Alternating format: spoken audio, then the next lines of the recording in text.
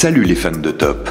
Vous avez sûrement des mauvais souvenirs au cinéma ou devant votre écran, en visionnant des films ennuyeux ou pas intéressants du tout, ou même tellement crétins qu'ils ont provoqué l'hilarité chez vous.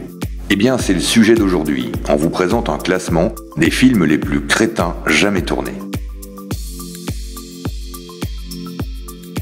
Glitter est un film américain sorti en 2001, mettant en scène la chanteuse Mariah Carey, dont les débuts musicaux sont racontés.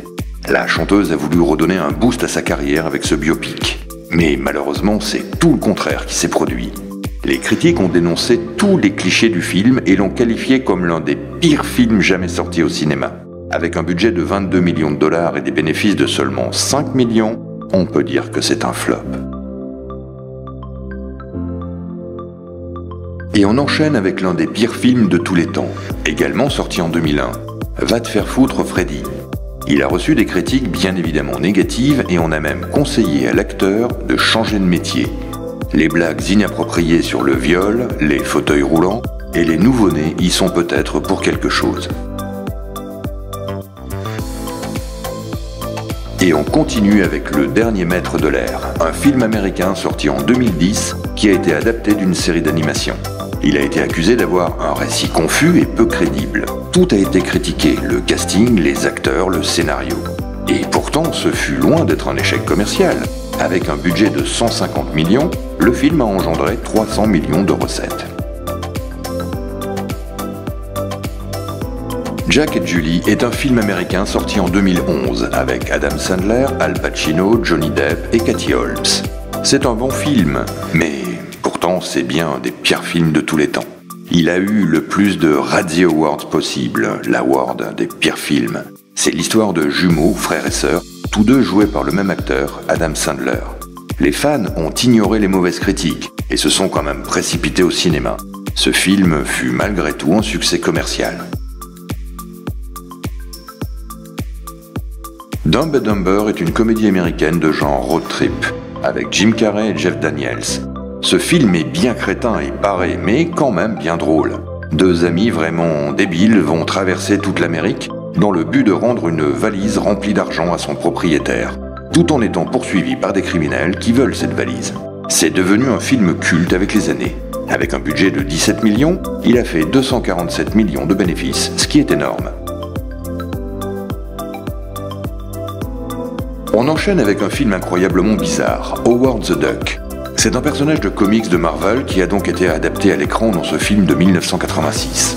Un canard humanoïde qui vit sur une planète peuplée de canards et qui finit par se retrouver sur Terre. Il est recueilli par une rockeuse, Beverly. Mais le résultat ne correspond vraiment pas à la bande dessinée. Ce fut un tel désastre que les acteurs ont eu du mal à trouver du travail après le film. On retient la scène de sexe dégradante entre un canard et une femme. En 7e position, on vous présente probablement le pire film de tous les temps, Mac et moi. Sorti en 1988, il est considéré comme une parodie d'E.T. l'extraterrestre. C'est un extraterrestre nommé Mac qui échappe à des scientifiques et qui se lie d'amitié avec un jeune garçon en fauteuil roulant. Ce film contient énormément de placements de produits. Il a été fait pour les enfants mais contient des scènes plus que dérangeantes, notamment l'enfant en fauteuil roulant qui tombe d'une falaise. On ne comprend pas trop.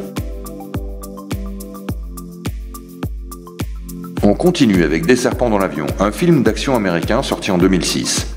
Un homme assiste à Hawaï à un meurtre et est poursuivi par l'assassin, Kim, et ses hommes de main.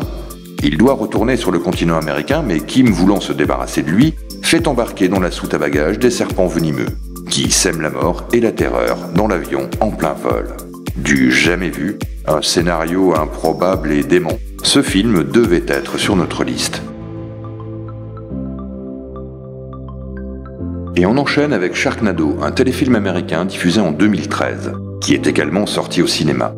C'est devenu un film culte malgré lui. Avec son petit budget et ses effets spéciaux basiques, ce film est tellement ridicule qu'il produit un effet comique, plutôt qu'un effet de terreur. C'est une tornade formée au Mexique qui fait voler des requins, lesquels arrivent à Los Angeles, d'où le nom de Sharknado. Et on termine ce top avec un film d'animation qui n'a pas eu le succès désiré, Norm. À force de trop se concentrer sur les effets spéciaux, les sociétés de production en oublient le plus important, l'histoire. Norm est un ours polaire qui doit empêcher des promoteurs de construire des maisons de luxe sur l'Arctique pour préserver son habitat et sa population. Les critiques ont assassiné ce film en disant qu'il était très mal réalisé et vraiment pas drôle du tout.